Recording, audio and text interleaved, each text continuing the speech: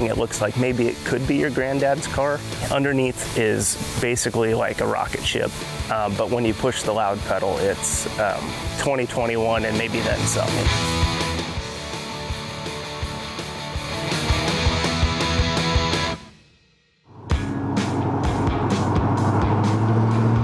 The history of this car is it's a 1964 Corvette. It's the most timeless hot rod in my opinion. The lines, everything they got right, so we didn't mess with those. This particular 64 Corvette we helped the client source in 2018. It started out as kind of a reincarnation of a previous hot rod that he had. So this is that with a whole lot of badass mixed in.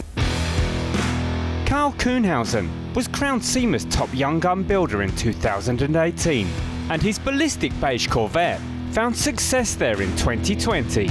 This car is all about the 60s class on the outside, but has all the performance and power of a race car under the hood.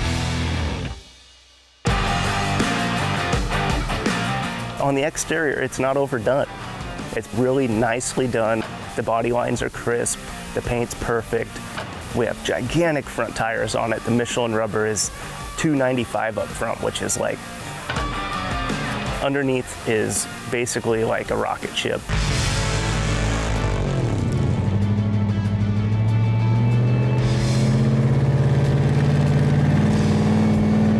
Absolutely get scared every time I drive this car.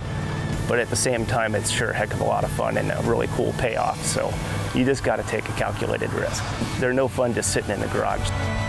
Between 2018 and 2020, I've got 3,000 labor hours in this, countless hours in the body department, just 60 hours in the bumpers alone to make them fit perfect.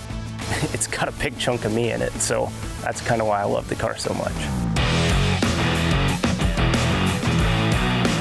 This LT4 is actually set 4 inches into the cowl, and it's lower than factory as well. So the weight balance is really set up nice on this to handle my carbon fiber exterior gauges, things that I want to monitor, some prototype stuff. I've got the DEI Gold Reflective Shield on here just to keep some of that heat off the fiberglass, operating on a gas strut instead of the old clicker. Sitting in here, it's all C2 Corvette. It's all as charming as a factory one, but everything in this area, it's not at all. Things like this stereo face, I've actually 3D printed a bunch of pieces to hold it all together so that we can have business cards. I see it as kind of the American interpretation of the James Bond car. It's like the Sean Connery Aston Martin DB5, subtle on the exterior, and it's super extreme on the interior. It's just kind of a really cool gadgety car. It's an actual clicking, detenting brake bias to adjust the front and rear brake proportions. The 4-speed shift stick is actually a faux 4-speed. It's connected to the 4L75E automatic.